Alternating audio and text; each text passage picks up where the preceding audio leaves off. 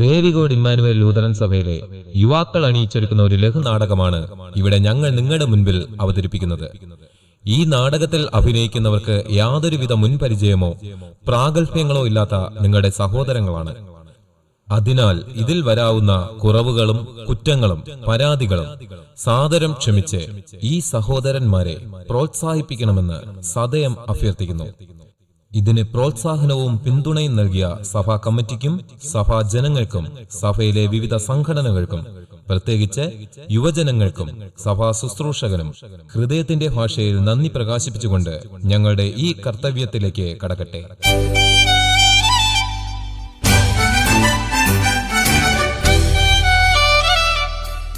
ഞങ്ങൾ ഇവിടെ അവതരിപ്പിക്കുന്ന ഈ ലഘുനാടകം നമ്മുടെ സമൂഹത്തിൽ കണ്ടുവരുന്ന സംഭവങ്ങളും സാഹചര്യങ്ങളുമാണ്. അതെ, മനുഷ്യൻ ഇന്ന് മാറ്റത്തിന്റെ പാതയിലാണ്. പുതിയ പുതിയ മേച്ചിൽപ്പുറം തേടി യാത്രയാകുന്ന ആധുനിക മനുഷ്യൻ ജീവിത മൂല്യങ്ങൾക്ക് ഒട്ടും വില നൽകാതെ നവീന ആശയങ്ങൾക്ക് കളമൊരുക്കുന്നു. സ്വാർത്ഥ താല്പര്യത്തിനു വേണ്ടി വ്യക്തിബന്ധങ്ങളും കുടുംബ ബന്ധങ്ങളും സ്വന്തം സംസ്കാരവും അവഗണിക്കുന്ന 21-ാം നൂറ്റാണ്ടിന്റെ പുത്തൻ തലമുറയുടെ നൂതന ആശയങ്ങളും തത്വചിന്തയും മൂലം വേദനയിലും കണ്ണുനീരിലും അതിലും ഉപരിയായി ഒറ്റപ്പെടലിനും ഏകാന്ത ജീവിതത്തിനും ഇരയായിത്തീരുന്ന പഴയ തലമുറയുടെ ധീരരോദനങ്ങൾ സമൂഹം ഇന്ന് അവഗണിക്കുക മാത്രമല്ല, പല പുതിയ ഓമന പേരുകളാൽ ഇത്തരം ആശയങ്ങളെയും പ്രസ്ഥാനങ്ങളെയും ആവോളം പ്രോത്സാഹിപ്പിക്കുകയും ചെയ്യുന്നു. മനുഷ്യ മനസ്സാക്ഷിയെ മരവിപ്പിക്കുന്ന ഇത്തരം കുടുംബ സാമൂഹിക സാംസ്കാരിക അധപ്പതനത്തിനെതിരെ വിരൽ ചൂണ്ടിക്കൊണ്ട് യഥാർത്ഥ ജീവിത ചക്രത്തിലേക്ക് മടങ്ങി വരിക എന്ന സന്ദേശം നൽകുക എന്ന ചിന്തയോടും കൂടി ഞങ്ങൾ നിങ്ങളുടെ മുൻപിൽ സമർപ്പിക്കുന്ന നാടകം കാലചക്രം.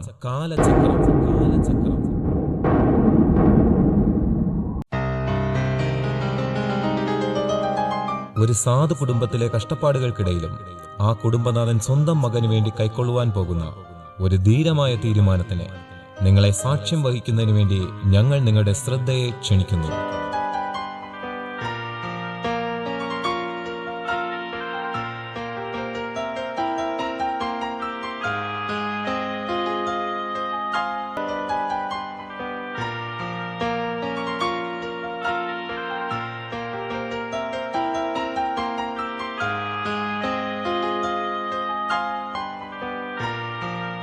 എടാ ചാക്കോ, എന്താടാ നീ ആലോചിക്കുന്നത്? ഒന്നുമില്ല അപ്പച്ച. കുഞ്ഞുമോൻ ജനിക്കുന്നതിന് മുമ്പേ ഞാൻ അപ്പച്ചനോട് കൂടിയതല്ലേ. പിന്നെ കുഞ്ഞുമോൻ്റെ ജനനവും ഇതാ ഇപ്പോൾ അവൻ വിദേശത്തേക്ക് പോകുന്നു. ഇതൊക്കെ ആലോചിച്ചു പോയതാ. എന്തായാലും ഞാൻ നിന്നോട് പറഞ്ഞേച്ച കാര്യം എന്തായി? നീ ചോദിച്ചോ? ഞാൻ ചോദിച്ചു അപ്പച്ച, അയാൾ തന്നില്ല. അയാളും തന്നില്ല അല്ലേ? ഇല്ല അപ്പച്ച, അയാൾ തരാത്തതാണ്. അയാളുടെ കയ്യിൽ പൂത്ത കാശുള്ളതല്ലേ. അതേടാ, എനിക്കറിയാം. കാരണം അയാൾക്ക് കൊടുക്കാൻ കുറച്ചുണ്ടല്ലോ, അതുകൊണ്ടായിരിക്കും.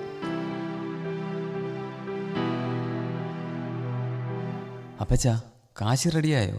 ആ ഏജന്റ് ഇപ്പോൾ വിളിച്ചിരുന്നു. നാളെ തന്നെ കാശ് കൊടുക്കണം, അല്ലെങ്കിൽ അത് ക്യാൻസൽ ആകുമെന്നാണ് പറയുന്നത്. കുഞ്ഞെ, നീ വിഷമിക്കണ്ട, നമുക്കെല്ലാം ശരിയാക്കാം. ശരി അപ്പച്ച,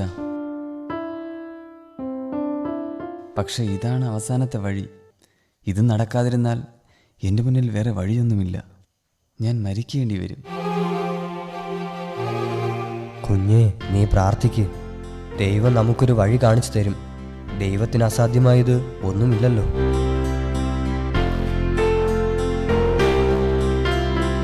കുഞ്ഞിന് നല്ല വിഷമമുണ്ട്, അതാ ഇങ്ങനെ. അത് ശരിയാ. എടാ ചാക്കോ, എനിക്ക് എങ്ങനെയെങ്കിലും അവന് ഈ കാശ് സംഘടിപ്പിച്ചു കൊടുക്കണം. അല്ലെങ്കിൽ ഞാൻ അവൻ്റെ അപ്പനെന്ന് പറഞ്ഞിട്ട് എന്താ കാര്യം? എവിടെന്ന് സംഘടിപ്പിക്കാനാ? ഞാൻ ആലോചിച്ചിട്ട് ഒരു വഴിയേ കാണുന്നുള്ളൂ. എന്താ അത്? ഈ വീടിൻ്റെ ആധാരം കൊടുത്ത് നമുക്ക് കാശ് വാങ്ങാം. അതല്ലാതെ എനിക്ക് വേറൊരു വഴിയില്ല. അത് വേണോ അപ്പച്ച? അതാ നല്ലത്. പിന്നീട് അത് കുഞ്ഞ് തന്നെ തിരികെ എടുത്തുകൊള്ളുമല്ലോ. നീ ഇവിടെ നിൽക്ക്, ഞാനിതാ വരുന്നു.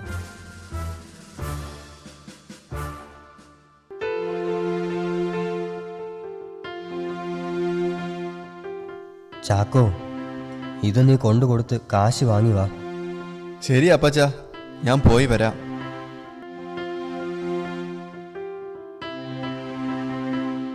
എന്തായി അപ്പച്ച, കാശ് റെഡിയായോ? ഞാൻ ചാക്കോയെ ഒരിടം വരെ പറഞ്ഞയച്ചിട്ടുണ്ട്. എന്തായാലും ഇത്തവണ കാശ് കിട്ടും, അതെനിക്ക് ഉറപ്പാ.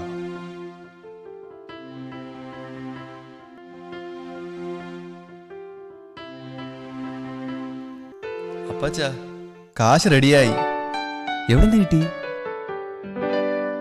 അതൊക്കെ ഞാൻ പറയാം. നീ ഇപ്പോൾ നിന്റെ കാര്യം ശരിയാക്ക്. നമ്മുടെ വീട് പണയപ്പെടുത്തി എടുത്തതാ. അപ്പച്ച, അതല്ലാതെ വേറെ ഒരു മാർഗം എൻ്റെ മുന്നിലില്ലായിരുന്നു. ഇതാ, ഈ കാശ് കൊണ്ടുകൊടുത്ത് എല്ലാം ശരിയാക്കി വാ. കാശ് കിട്ടുമ്പോൾ നീ തിരികെ എടുത്താൽ മതി.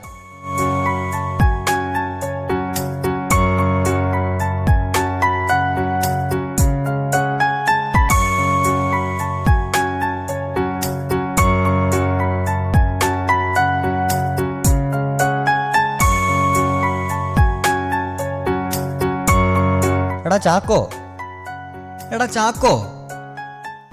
എന്താ അപ്പച്ച കിടന്ന് അലറുന്നത്? എടാ കുഞ്ഞു വരാറായോ?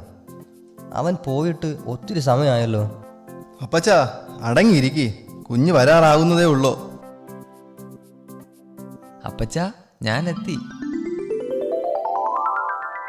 എന്തായി കുഞ്ഞ് കാര്യങ്ങൾ? എല്ലാം ശരിയായി അപ്പച്ച. നാളെ രാവിലെയാ ഫ്ലൈറ്റ്. നാളെയോ? ഇത്ര പെട്ടെന്നോ? അതെ അപ്പച്ച, ഞാൻ കാശ് ഇന്ന് തന്നെ കൊടുത്തതുകൊണ്ട് എല്ലാം റെഡിയായി. അല്ലെങ്കിൽ ക്യാൻസൽ ആകുമായിരുന്നു. ദൈവം നമ്മോട് കൂടെ ഉണ്ടായിരുന്നു. എല്ലാം ദൈവം നടത്തി തന്നതാണ്. അപ്പോൾ ഇനി മണിക്കൂറുകൾ മാത്രം ബാക്കി. എന്നാ കുഞ്ഞ്, നീ എല്ലാം ശരിയാക്കി വെക്ക്. നമുക്ക് സമയം കുറവാ. ഡാ ചാക്കോ, ഇന്ന് എനിക്ക് ഉറക്കം വരില്ല. നീ കിടന്നോ. എനിക്കും ഉറക്കം വരില്ല അപ്പച്ച.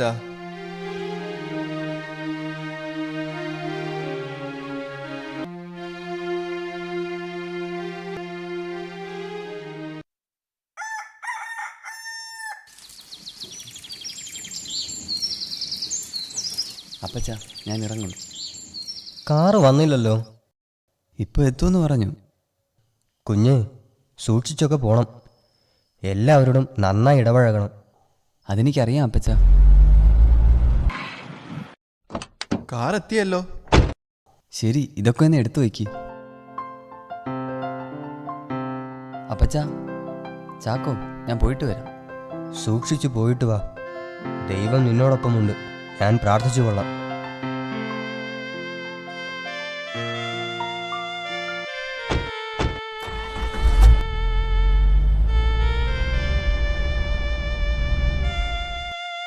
കുഞ്ഞ് പോയപ്പോൾ വീട് ഉറങ്ങിയതുപോലെ ഉണ്ട്. ശരിയാ. ദൈവമേ, കുഞ്ഞിൻ്റെ യാത്രയിൽ കൂടെ ഇരിക്കണേ. അപ്പച്ച, ഇത്തിരി കിടക്ക്. ഇന്നലെ ഉറങ്ങിയില്ലല്ലോ, നല്ല ക്ഷീണം ഉണ്ടാകും. അതേടാ, ക്ഷീണമുണ്ട്. എന്നാ ഞാനൊന്ന് കിടക്കട്ടെ.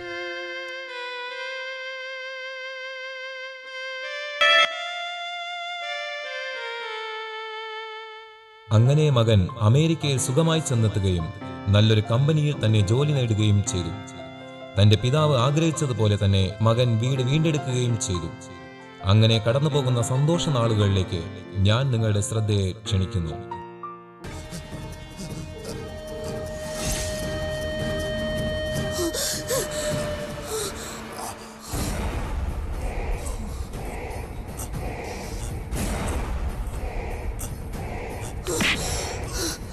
അപ്പൊ അറിയിക്കണം, സംഭവങ്ങളൊക്കെ ആന്റി നിങ്ങൾക്ക് അറിയിക്കണം. എന്നിട്ട് എന്നെ പോലീസ് സ്റ്റേഷനിൽ കേട്ടിട്ട് അവർക്കൊപ്പം പറക്കണോ അല്ലേ? ചാക്കോ. മറന്നു വെച്ചപ്പോ ഡാ ചാക്കോ, ശ്രമിക്കുക. ആ TV കാണാതിരുന്നാ പിന്നെ വിളിച്ചാലും കേൾക്കില്ല അവൻ. ഇനി ഡാ ചാക്കോ, ചെയ്യിക്കണോ? എന്താ അപ്പച്ച? ഞാൻ മനുഷ്യത്വം ഇല്ലാതെ ഡാ നീ പെരുമാറണോ? TV ഒന്ന് ഓഫ് ചെയ്ത് വെക്ക്. വേണമെങ്കിൽ ആവാം. നമുക്കൊന്ന് പ്രാർത്ഥിക്കാം. എനിക്കൊന്നിനും ഒരു മടിയില്ല. 10 മിനിറ്റ്, ഇതിപ്പോ തീരും. നീ സീരിയലൊക്കെ കണ്ടുകൊണ്ടിരിക്കും, ആരെയും പേടിയില്ല. ഒരുമാതിരി പെണ്ണുങ്ങളെ പോലെ. കർത്താവിനെ പോലും. ഒന്ന് പോ അപ്പച്ച. നിന്റെ ഇഷ്ടം പോലെ ചെയ്. ഞാനെന്ത് പറയാനാ. ഇത് തീർന്നിട്ട് പ്രാർത്ഥിക്കാം. എനിക്ക് പേടി. ഓ, നിന്നോടൊക്കെ എത്ര പറഞ്ഞാലും ശരിയാകില്ല. എന്റെ പൊന്നെ, പറഞ്ഞപോലെ ചെയ്യണോ? ഞാനൊന്ന് പറഞ്ഞെന്നേ ഉള്ളൂ. നാവിന് പ്രാർത്ഥിച്ചേക്കാം. ശേഷിയുണ്ട്. തളർത്തണോ അത്? അപ്പൊ പിന്നെ മൊബൈൽ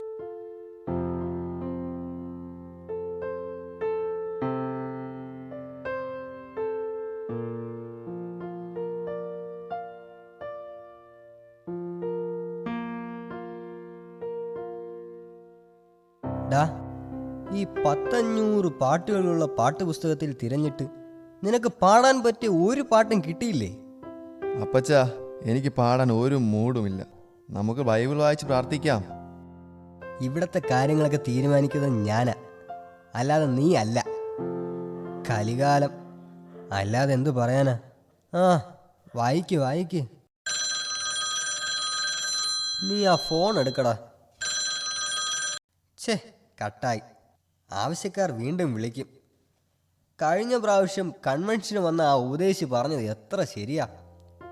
ഒന്ന് പ്രാർത്ഥിക്കാനിരിക്കുമ്പോൾ തുടങ്ങും ഫോൺ അടിക്കാൻ. ഏത് ചത്തു കിടക്കുന്ന ഫോണും അന്നേരം അടിച്ചോളും. ആ, വേണ്ടവർ വീണ്ടും വിളിക്കും. നീ വായിക്ക്. സങ്കീർത്തനം 23. ദുഷ്ടന്മാരുടെ ആലയപ്രകാരം നടക്കാതെയും പാപികളുടെ എടാ എടാ, നീ എവിടെ നോക്കിയാ വായിക്കുന്നേ? തെറ്റിപ്പോയി അപ്പച്ച. യഹോവ എൻ്റെ ഇടയനാകുന്നു, എനിക്ക് മുട്ടുണ്ടാകുകയില്ല. പച്ചയ പുൽപ്പുറങ്ങളിൽ ദേ, പിന്നെയും അടിക്കുന്നു.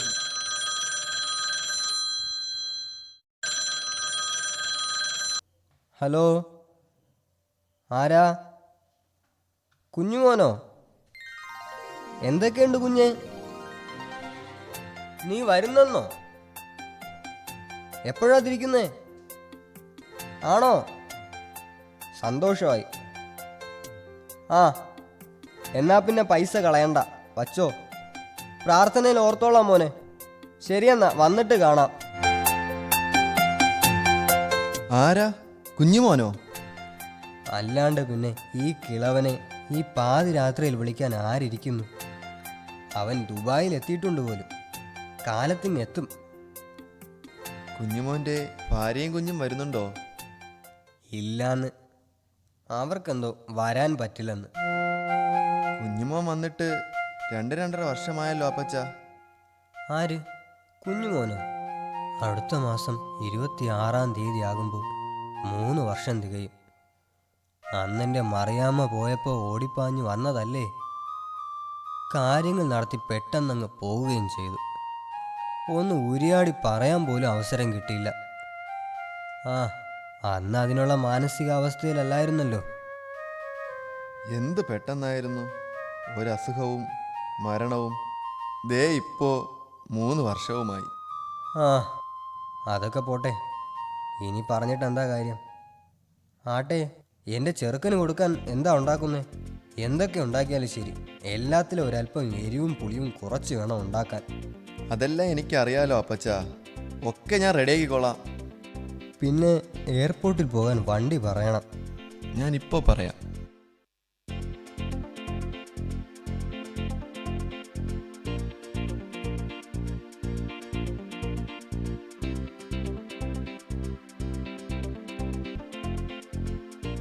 അന്ന് കുഞ്ഞുമോനെ കൊണ്ടാക്കിയ കാർ തന്നെ വരാമെന്ന് ഏറ്റിട്ടുണ്ട്. അവൻ കറക്റ്റ് ടൈമിന് പോയി വിളിക്കും. ആ, അവന് വരാതിരിക്കാൻ പറ്റുമോ? എൻ്റെ ശിഷ്യനല്ലേ അവൻ. പണ്ട് കുഞ്ഞുമോൻ 9-ാം ക്ലാസ്സിൽ പഠിക്കുമ്പോൾ അവൻ 6-ാം ക്ലാസ്സിൽ. അന്ന് അവൻ്റെ ക്ലാസ് ടീച്ചറെ ഞാനായിരുന്നു. അപ്പച്ചൻ പഠിപ്പിച്ച പിള്ളേരെല്ലാം ഗതി പിടിക്കായിരുന്നിട്ടില്ലല്ലോ. ഒന്നെങ്കിൽ ഓട്ടോ, അല്ലെങ്കിൽ കാർ, അതും അല്ലെങ്കിൽ പെയിൻറ്റിങ് പണി. ഒന്നും പിഴച്ചു പോയിട്ടില്ല. അപ്പോൾ കുഞ്ഞുമോനോ? ഈ കാട്ടുമുക്കിൽ സ്കൂളിൽ പഠിച്ചിട്ട് ഇപ്പോൾ അമേരിക്കയിൽ സായിപ്പന്മാർ വരെ അവൻ്റെ കീഴിൽ പണിയെടുക്കുന്നു. ചുമ്മാ തെക്കോട്ടും വടക്കോട്ടും നടന്നിട്ട് IAS ആകണമെന്ന് പറഞ്ഞാൽ നടക്കുമോ? അതിന് പഠിക്കണം. നമ്മുടെ കുഞ്ഞുമോൻ മിടുക്കനല്ലേ അപ്പച്ച? അല്ല പിന്നെ. നീ എന്നെ ഒന്ന് പിടി, ഞാനൊന്ന് കിടക്കട്ടെ. എന്തായാലും ഇന്നത്തെ കുടുംബ പ്രാർത്ഥനയും മുടങ്ങിക്കിട്ടി. ഓ, അപ്പച്ചൻ്റെ ഒരു ഗമയേ. ഒന്ന് പോടാ നീ. അങ്ങനെ ആ പിതാവ് എന്നും ആഗ്രഹിച്ചിരുന്ന ആ ദിനം വന്നെത്തി. തന്റെ മകൻ വരുന്ന ദിനത്തിൽ വരവും കാത്തിരുന്ന പിതാവിന്റെ സന്തോഷം എന്തു തന്നെയായിരിക്കുമെന്ന് നിങ്ങൾക്ക് ഊഹിക്കുവാൻ കഴിയുന്നതാണ്. എന്നാൽ അവിടെ എന്ത് സംഭവിച്ചു എന്ന് നേരിൽ കാണാം.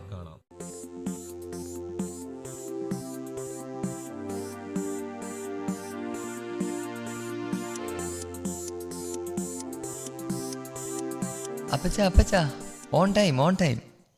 ആ ഇതെന്നാ അപ്പച്ച, ഇത് ഫോട്ടോയിൽ കണ്ടതിനേക്കാളും ക്ഷീണിച്ചിരിക്കുന്നല്ലോ. മുടിയൊക്കെ വെളുത്ത്. ഞാൻ അയച്ച ഡൈ ഒന്നും യൂസ് ചെയ്യാറില്ലേ? ആ കുന്ത്രാണ്ടം തേച്ചത് പിന്നെയാ ഇത്രയും വെളുത്തത്. ഇവനങ്ങ് തടിച്ചു പോയല്ലോ ചാക്കോ. എനിക്കും കൂടെ കണ്ടിട്ട് മനസ്സിലായില്ല, എന്താ ഒരു മാറ്റം. അമേരിക്കൻ ലൈഫ് അല്ലേ. നീ ആ ഡ്രൈവർ തോമസിന് എന്ത് കൊടുത്തടാ? 500, ബട്ട് ഹി ആസ്ക്ഡ് 250 ഓൺലി. നന്നായി. അപ്പോൾ നിന്റെ യാത്രയൊക്കെ സുഖമായിരുന്നല്ലേ? കൊച്ചി വരെ ഒരു കുഴപ്പവുമില്ല. ഓ, അത് കഴിഞ്ഞ് ഇങ്ങോട്ട് റോഡ് മുഴുവൻ കുഴിയും പുകയും ബാഡ് സ്മെല്ലും. ഓ, ഇവിടുത്തെ സർക്കാർ എന്തെടുക്കുകയാ? അല്ല, ഇവനൊക്കെ ആരാ വോട്ട് കൊടുത്ത് ജയിപ്പിച്ചങ്ങ് വിടുന്നത്? ഹാ, അതെങ്ങനാ? മനുഷ്യർക്ക് വിവരം വേണ്ടേ, വിവരം.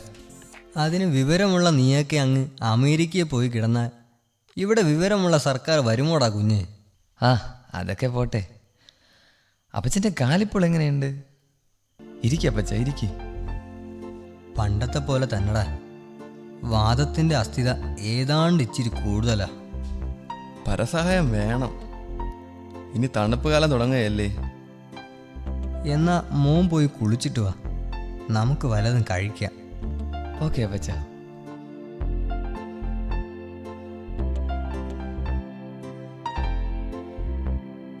എടാ ചാക്കോയെ, അവൻ കുളിച്ചിട്ട് വരുമ്പോൾ നീ ഇവിടേക്ക് ഒന്ന് അടുക്കി വെക്കടാ. എന്നിട്ട് അവന് വല്ലതും കഴിക്കാനെടുത്ത് വയ്ക്കേ. അതെല്ലാം റെഡിയാക്കിയിട്ടുണ്ട് അപ്പച്ച. ഇവിടെ മുഴുവൻ പൊടിയാ. തുടയ്ക്കണം എന്ന് ഞാൻ എത്ര ദിവസമായി നിന്നോട് പറയുന്നു. ഒന്നിനും ഒരു ഉത്തരവാദിത്വം ഇല്ല. ഇന്നലെ എല്ലാം തുടച്ച് വൃത്തിയാക്കിയതല്ലേ. എന്നാലും ചെറിയ പൊടി കാണുമ്പോൾ അപ്പച്ചന് പൊടി. എത്ര ശരിയാക്കി വെച്ചാലും അപ്പച്ചന് ഒരു തൃപ്തിയുമില്ല. ആ കുഞ്ഞുമോനാണെന്ന് ഉഷാറായല്ലേ? അമേരിക്കയിലല്ലേ, പിന്നെ ഉഷാറാകാതിരിക്കുമോ? ആ, നിന്റെ കുളിയൊക്കെ ഇത്ര പെട്ടെന്ന് കഴിഞ്ഞോ? കഴിഞ്ഞു അപ്പച്ച. അമ്മച്ചി ഇല്ലാത്ത വീട്ടിൽ ഞാൻ ആദ്യമായിട്ട് വരികയാണ്. ഇവിടെയെല്ലാം അമ്മച്ചിയുടെ പ്രസൻസ് എനിക്ക് ഫീൽ ചെയ്യാൻ കഴിയുന്നു. Oh, what to do, it's God plan. എന്നാൽ ആഹാരം കഴിച്ചിട്ടാവാം സംസാരം. എനിക്കത്ര വിശപ്പ് തോന്നുന്നില്ല. അല്പം കിടക്കട്ടെ. ശക്തിയുള്ള മരുന്ന് കഴിക്കുന്നതല്ലേ, ക്ഷീണം കാണും. ഞാൻ അകത്തുണ്ടാകും കുഞ്ഞ്.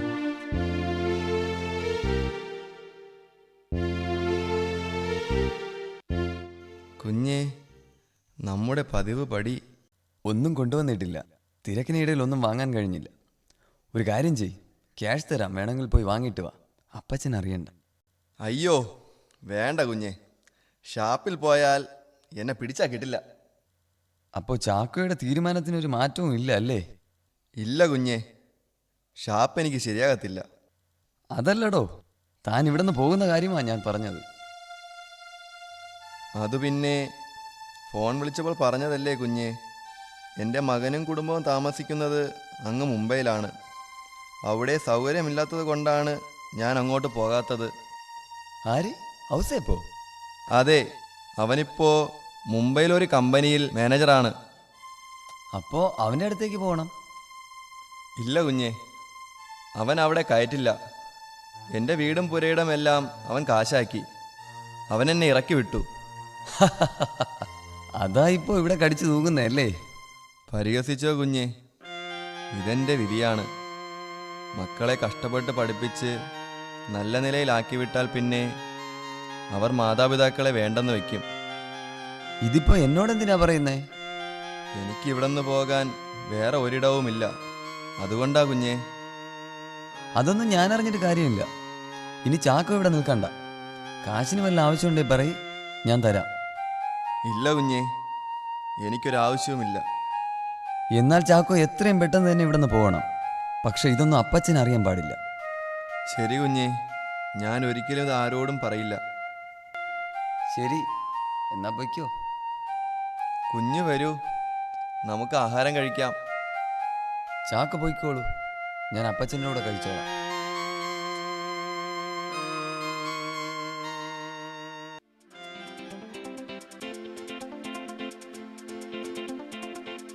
ഓ എന്തൊരു കഷ്ടം. ഇവിടെ നെറ്റ്വർക്കും ഇല്ല. എന്തൊരു ചൂടാ. യുഎസിലൊക്കെ എന്തായിരുന്നു. ഇതൊരുമാതിരി പട്ടിക്കാടും ഭയങ്കര ബോറാ ഇവിടെ. ഇത് രമേശനല്ലേ? എടാ രമേശാ, ഡാടാ രമേശാ. ഹാ നീയോ? നീ എപ്പോ എത്തി? ഇന്ന് മോർണിംഗ് എത്തി. ഇനി 5 വർഷം കഴിഞ്ഞ് വരുമെന്ന് പറഞ്ഞിട്ട് എന്താ ഇത്ര പെട്ടെന്ന്? കുറച്ച് ഫാമിലി മാറ്റേഴ്സ് ഒക്കെ ഉണ്ടായിരുന്നു. നിന്റെ ഭാര്യയും മക്കളും സുഖമായിരിക്കുന്നോ? സുഖമായിരിക്കുന്നു. അവർ വന്നിട്ടുണ്ടോ ഇവിടെ? ഇല്ല, വന്നിട്ടില്ല. സന്ധ്യ, അവൾക്കവിടെ US-ൽ ഒരു ഹോസ്പിറ്റലിൽ ഹെഡ് നേഴ്സാണ്. പിന്നെ മക്കൾ, അവർ സ്റ്റഡീസൊക്കെ അല്ലേ, ദേ ആർ വെരി ബിസിഡാ. ആ, നീ ഇപ്പോൾ എന്ത് ചെയ്യുന്നു? ഇവിടെ അടുത്ത് ഗവൺമെൻറ് സ്കൂളിൽ പഠിപ്പിക്കുക. തറവാട്ടിൽ തന്നെ താമസം, ഡെയിലി പോയി വരും. നിന്റെ അമേരിക്കയിൽ എന്തുണ്ട് വിശേഷങ്ങൾ? ഓ, അമേരിക്കൻ ലൈഫ് ഭയങ്കര ഡിഫറൻ്റ് അല്ലേടാ. Meeting lot of people. പിന്നെ അവിടുത്തെ ലൈഫ് ഒരു സുഖാടാ. നിനക്ക് FBയിൽ അക്കൗണ്ട് ഒന്നുമില്ലേ? ഇല്ല, സ്റ്റേറ്റ് ബാങ്കിലെ അക്കൗണ്ട്. ഈടാ FB എന്ന് പറഞ്ഞ ഫേസ്ബുക്കാടാ. ഫേസ്ബുക്ക്, വാട്സപ്പ്, ഇന്റർനെറ്റും ഒന്നും അറിയില്ല അല്ലേ? പൂവർ മാൻ. അതൊന്നും എനിക്കറിയില്ലടാ. നീ എന്താ ഒരു മാഷായിട്ട് നാട്ടിൽ തന്നെ കൂടിയത്? ഗൾഫിലേക്കൊന്ന് ട്രൈ ചെയ്തുകൂടായിരുന്നോ? എനിക്ക് അങ്ങോട്ട് പോകുന്നത് ഇഷ്ടമില്ല. പിന്നെ ഈ കൃഷിയും ഈ പുഴയും നമ്മുടെ പള്ളിയും വിട്ട് എങ്ങോട്ട് പോകാനാ? എടാ നിന്നെപ്പോലെ കുറേ എണ്ണം ഇതും പറഞ്ഞ് നടക്കുന്നുണ്ട്. തോലടി വിട്ടാലേ ഒരു ഗ്രോത്ത് ഉള്ളൂ. എനിക്കറിയില്ല ഇവരൊക്കെ എന്താ ഇങ്ങനെ ആയിപ്പോയതെന്ന്. എന്നാ ഓക്കേടാ, ഞാൻ ഒരു കല്യാണത്തിന് പോകുന്ന വഴിയാ. ശരിയടാ, പിന്നെ കാണാം. ഓക്കേടാ, ബൈഡാ, സീടാ, ടേക്ക് കെയർ.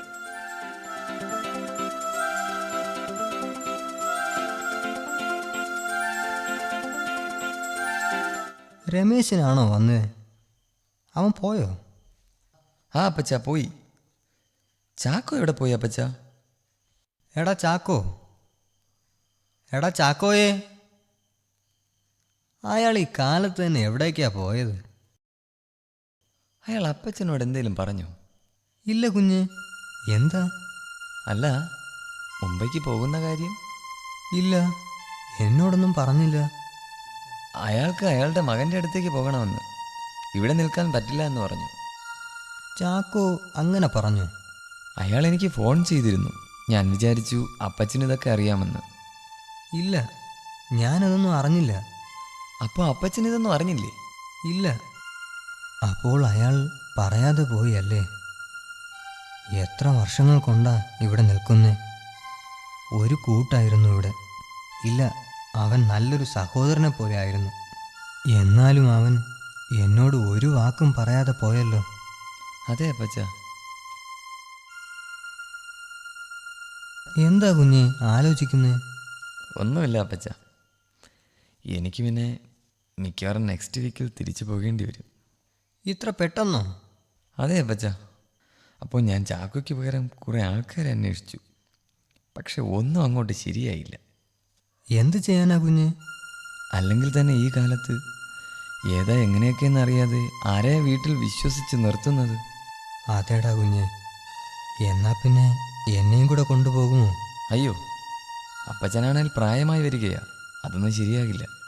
അതും ശരിയാ കുഞ്ഞ്. അപ്പോ ഞാൻ ഒറ്റയ്ക്കോ? ഇല്ല, ഒറ്റയ്ക്കല്ല. കുറച്ചുകൂടെ കെയർ കിട്ടുന്ന ഒരു സ്ഥലത്തേക്ക് മാറുന്നതല്ലേ നല്ലതെന്ന് എനിക്ക് തോന്നുന്നു. എവിടേക്ക്? അപ്പച്ച, ടൗണിലൊരു സ്ഥലമുണ്ട്. അവിടെ ആകുമ്പോൾ അപ്പച്ചന് കുറേ ഫ്രണ്ട്സിനെയൊക്കെ കിട്ടും. അപ്പച്ചൻ്റെ ഒറ്റയ്ക്കുള്ള ജീവിതം, അതാണ് അപ്പച്ചൻ്റെ പകുതി പ്രശ്നവും. എനിക്ക് മനസ്സിലായി. അപ്പോൾ സ്ഥിരമായി അവിടെയോ? അതെ, അതല്ലേ നല്ലത്. അപ്പോൾ എൻ്റെ ഈ വീട്? ഓ, ഇതിപ്പോൾ എന്തിനാ? പലയിടത്തും ചിതലരിച്ചു തുടങ്ങി. അതുമല്ല, ഇപ്പോൾ ഭൂമിക്കൊക്കെ എന്താ വില. ഇത് വല്ല റിസോർട്ടുകാർക്കും കൊടുത്താൽ അവർ ഇതിനെ ഇതുപോലെ നിലനിർത്തുകയും ചെയ്യും. അപ്പോൾ നീ പറഞ്ഞു വരുന്നത് ഈ വീട് വിൽക്കണമെന്നല്ലേ? അതെ അപ്പച്ച. ഞാൻ ഒരാളെ എല്ലാം പറഞ്ഞ് ഏൽപ്പിച്ചിട്ടുണ്ട്. മിസ്റ്റർ സാബു. അയാൾ നാളെ ഒരു പാർട്ടിയെ വീട് കാണിക്കാൻ കൊണ്ടുവരും. എന്താ അപ്പച്ചൻ്റെ അഭിപ്രായം? നീ ഇത്രയും തീരുമാനിച്ച സ്ഥിതിക്ക് നിന്റെ ഇഷ്ടം പോലെ നടക്കട്ടെ. എന്ത് ചെയ്യാനാ, എനിക്കൊന്നും പറയാനില്ല. എന്നാലും ആ ചാക്കോ എന്നോടൊന്നും പറയാതെ പോയല്ലോ. അവൻ ഇങ്ങോട്ടൊന്ന് വരട്ടെ. ഇതിനിപ്പോ ഞാനെന്ത് പറയാനാ, അയാളങ്ങ് പോട്ടെ. നീ എന്നെ ഒന്ന് പിടിക്ക്, വല്ലാണ്ട് വരികയാ. ഞാനൊന്ന് കിടക്കട്ടെ.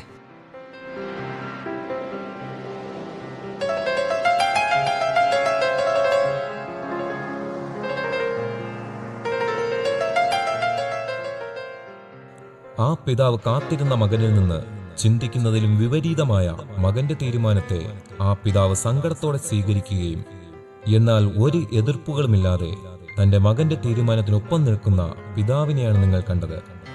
എന്നാൽ ഇനി എന്ത് സംഭവിക്കുമെന്നറിയാൻ നിങ്ങൾക്ക് ആകാംക്ഷ ഉണ്ടാകാം. വീട് വിറ്റ സമ്പാദ്യവുമായി അമേരിക്കയിൽ പോകാൻ ശ്രമിക്കുന്ന മകന്റെ ജീവിതത്തിൽ എന്ത് സംഭവിച്ചതെന്ന് കണ്ടു മനസ്സിലാക്കാം.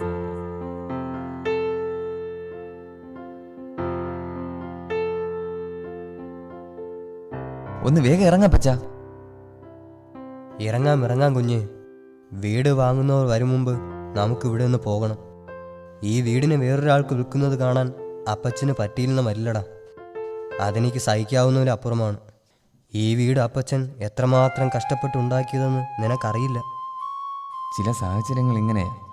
നാടോടുമ്പോൾ നടുവേ ഓടണമെന്ന് അപ്പച്ചൻ കേട്ടിട്ടില്ലേ? വാ കുഞ്ഞ്, നമുക്കിറങ്ങാം. എന്നാലും ആ ചാക്കോ ഒന്നും പറയാതെ പോയല്ലോ. അവൻ ഇത്രയും കാലം എന്നോടൊപ്പം ഉണ്ടായിരുന്ന നന്ദി പോലും കാണിച്ചില്ലല്ലോ. അയാൾ പോട്ടെ, അയാളെ നമുക്കിനി ആവശ്യമില്ലല്ലോ. അങ്ങനെ മറക്കാൻ പറ്റില്ലടാ അവന്. അത് കളയപ്പച്ച, അപ്പച്ചൻ വരൂ. എന്നാലും ഈ വീട് വിൽക്കണോ കുഞ്ഞ്? അത് വേണം അപ്പച്ച. അപ്പച്ചൻ പോയി കഴിഞ്ഞാൽ ഈ വീട് നശിച്ചു പോകും. അതിലും നല്ലത് വിറ്റ് കാശാക്കുന്നതാ. എല്ലാം നിന്റെ ഇഷ്ടം. നമുക്കിറങ്ങാം അപ്പച്ച. എന്നെ പിടിച്ചേ.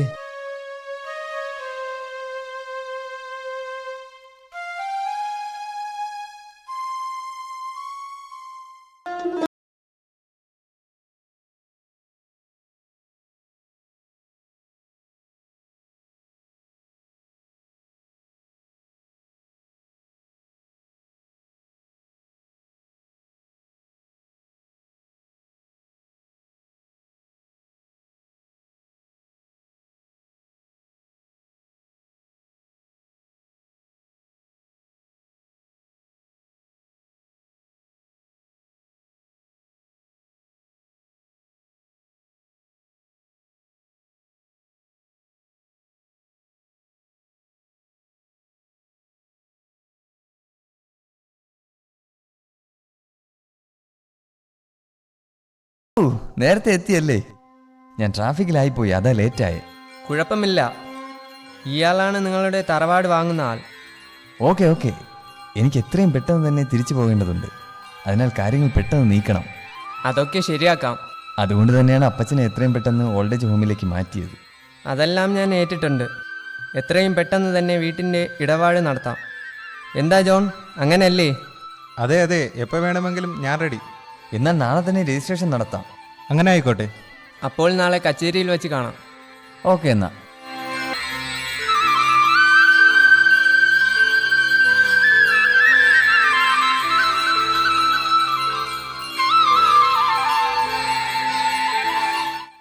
എടാ കുഞ്ഞുമോനെ, ചാക്കോ ഇവിടെ ഇല്ലേടാ? അയാളെ 2 ദിവസം കൊണ്ട് കാണുന്നില്ലല്ലോ. അയാൾ പോയി. എങ്ങോട്ട്? അയാളുടെ മകന്റെ അടുത്ത് എങ്ങാണ്ടോ പോയി. അയാൾ ഇനി എന്നാ തിരിച്ചു വരുന്നേ? ഇനി അയാൾ തിരിച്ചു വരാനൊന്നും പോകുന്നില്ല. അപ്പോൾ നീ പോയാ നിന്റെ അപ്പച്ചൻ? അപ്പച്ചനെ ഒരു ഓൾഡ് ഏജ് ഹോമിലാക്കി. മത്തായി സാർ വൃദ്ധസാധനത്തിലോ? ആ, അവിടെ ആകുമ്പോൾ കുറച്ച് ഫ്രണ്ട്സൊക്കെ ഉണ്ടാകും. ഇവിടെ അയാൾ ഒറ്റയ്ക്കുള്ള ഇരിപ്പല്ലേ. അപ്പോൾ ഈ വീട്?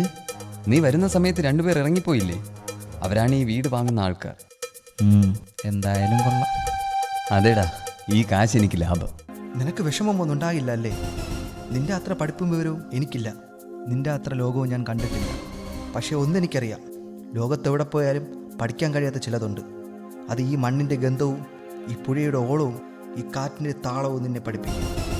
ഒരിക്കലും എൻ്റെ മാതാപിതാക്കളോട് ഞാൻ ചെയ്യില്ല. അതെന്നെ പഠിപ്പിച്ചത് പാരമ്പര്യമായി വന്ന എൻ്റെ സംസ്കാരമാണ്. ഓ സംസ്കാരം. എടാ, അത് നിന്നോട് പറഞ്ഞിട്ട് കാര്യമില്ല. നീ അന്ന് എന്നോട് ചോദിച്ചില്ലേ എന്താ ഇവിടെ നിന്നും എങ്ങോട്ടും പോകാത്തതെന്ന്?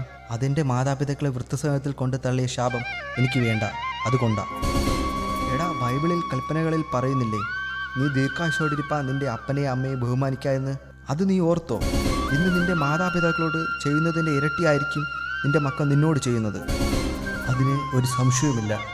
എടാ അത് ഞാൻ ഇല്ലടാ, നീ ഇത് ഓർത്തു വെച്ചോ. ഇതിൻ്റെ ഫലം നീ അനുഭവിക്കുക തന്നെ ചെയ്യും.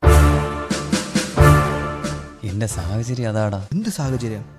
നിനക്ക് കഴിയുമെങ്കിൽ നിൻ്റെ അപ്പനെ തിരിച്ചു വിളിച്ചു കൊണ്ടുവന്ന് നിൻ്റെ വീട്ടിൽ നിർത്ത്. അല്ലെങ്കിൽ ആ ശാപം നിന്നെ വിട്ട് മാറില്ല. എനിക്കിപ്പോൾ നിന്നോട് ലജ്ജ തോന്നുന്നു. ഞാൻ പോകുന്നു. ഇനി ഒരിക്കലും നമ്മൾ കാണാതിരിക്കണം എന്ന് ഞാൻ പ്രാർത്ഥിക്കുന്നു. ഛേ,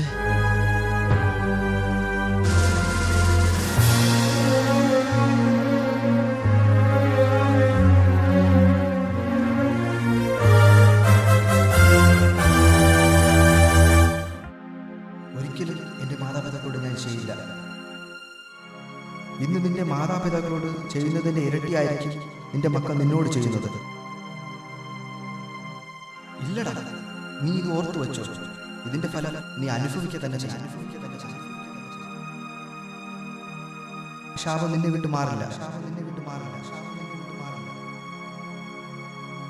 നിനക്ക് കഴിയുമെങ്കിൽ നിന്റെ അപ്പനെ തിരിച്ചു വിളിച്ചു കൊണ്ടുവന്ന് നിന്റെ വീട്ടിൽ നിർത്ത്. നോ, ഇല്ല, അത് ശരിയാകില്ല.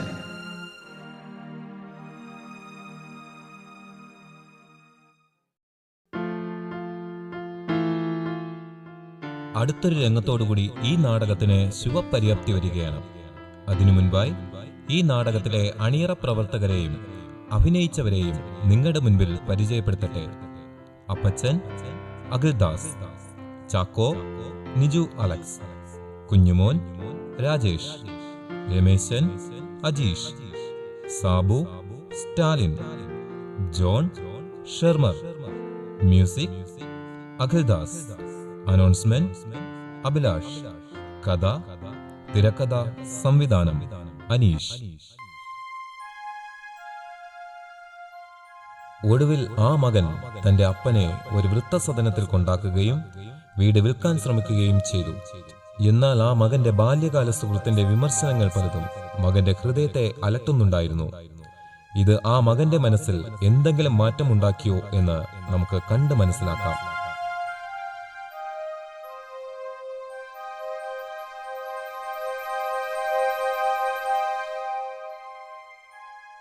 അപ്പച്ച, എന്നോട് ക്ഷമിക്കൂ അപ്പച്ച.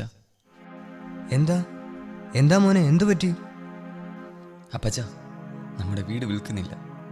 അപ്പച്ചൻ വാ, നമ്മുടെ വീട്ടിലേക്ക് തന്നെ പോകാം. അതെന്താ ഇപ്പോ അങ്ങനെ?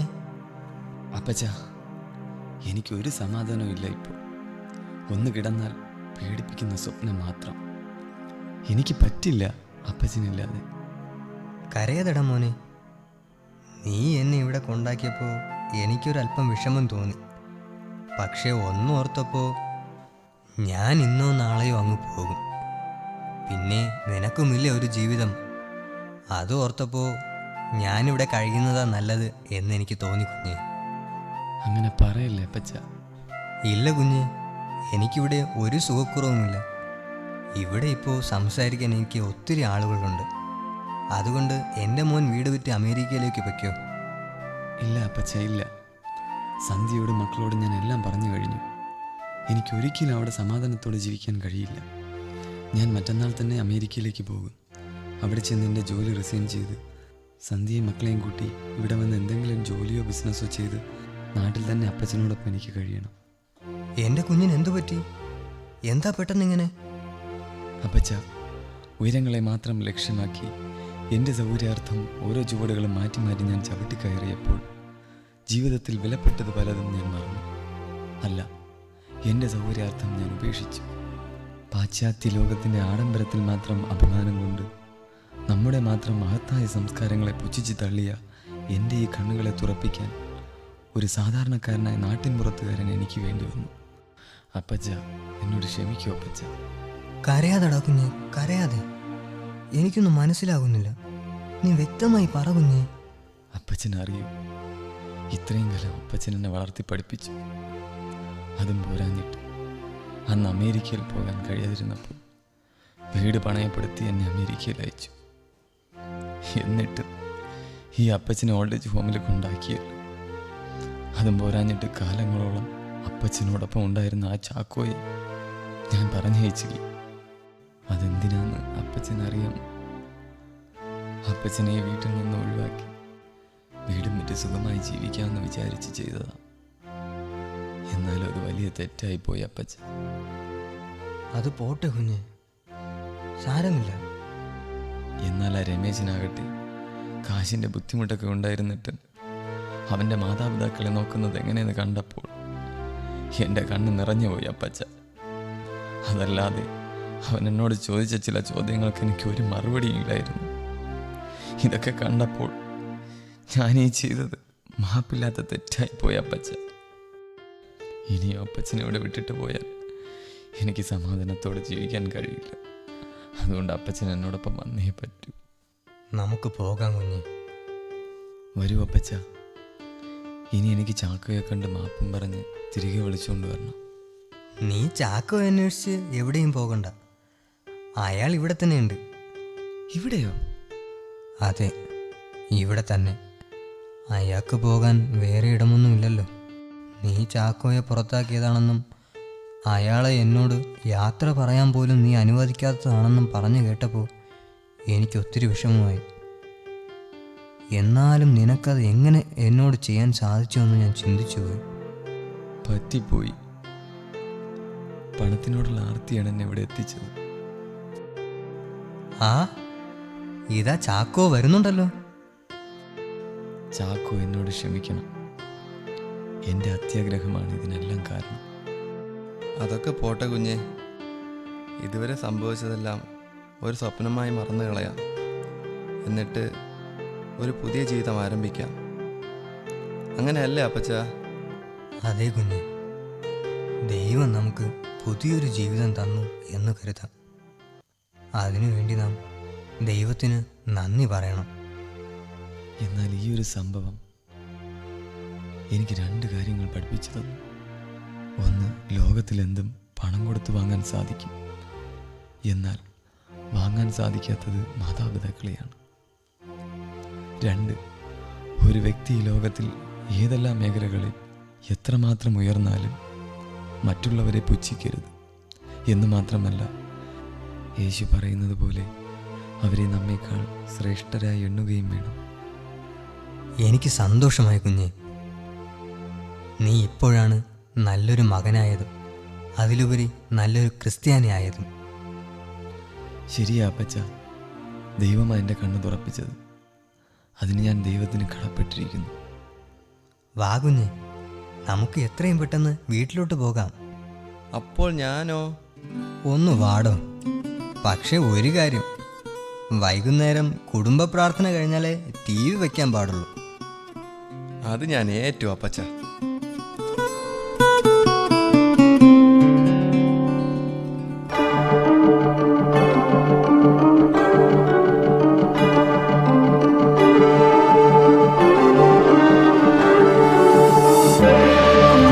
സ്വർഗീയദൂതിലാത്മാവുണർന്നതെന്നിലും നിന്നിലും ശ്രീയേശുരൂപമാവാദചൂടം മണ്ണിലും വിണ്ണിലും തൃപ്പാദമെന്നും ഇപ്പാരിടത്തിൽ വിശ്രുതം വിസ്മയം മുട്ടുകുത്തുന്നിതാ പ്രാർത്ഥനയ്ക്കു രക്ഷക വന്ദനം. യുവജനങ്ങൾ ഇവിടെ അവതരിപ്പിച്ച നാടകം എത്രത്തോളം ആസ്വാദ്യമായി എന്ന് ചിന്തിക്കുന്നതിന് ഉപരിയായി ഇതിൽ അടങ്ങിയിരിക്കുന്ന ഗുണപാഠം എത്രത്തോളം നിങ്ങൾ സ്വീകരിച്ചു എന്നതാണ് നിങ്ങൾ വിചിന്തനം ചെയ്യേണ്ടത്. ഈ നാടകത്ത് അച്ഛന്റെ സ്ഥാനത്ത് സർവശക്തനായ ദൈവവും മകന്റെ സ്ഥാനത്ത് നാം ഓരോരുത്തരുമാണ്. ഇവിടെ മകൻ ചെയ്യുന്ന തെറ്റിനെ അപ്പൻ ക്ഷമിക്കുന്നത് പോലെ നാം ചെയ്യുന്ന ഓരോ തെറ്റും സർവശക്തനായ ദൈവവും ക്ഷമിക്കുന്നു എന്ന് ഈ ലഘുനാടകത്തിലൂടെ നമുക്ക് മനസ്സിലാക്കാൻ സാധിക്കുന്നു. പ്രിയ സഹോദരങ്ങളെ, ഒരു നിമിഷം ചിന്തിക്കൂ. ബന്ധങ്ങൾ പൂർണ്ണമാകുന്നത് സഹനത്തിലും ക്ഷമയിലും സ്നേഹത്തിലൂടെയുമാണ്. ഈ നാടകം ആസ്വദിച്ച ഓരോരുത്തരും യഥാർത്ഥ ബന്ധത്തിന്റെ വില തിരിച്ചറിഞ്ഞ് കുടുംബത്തിനും സഭയ്ക്കും സമൂഹത്തിനും സാക്ഷ്യവും മാതൃകയും ഉള്ളവരായി ജീവിക്കുവാൻ ഈ പുതുവർഷത്തിൽ ദൈവം നമ്മെ ഓരോരുത്തരെയും അനുഗ്രഹിക്കുമാറാകട്ടെ.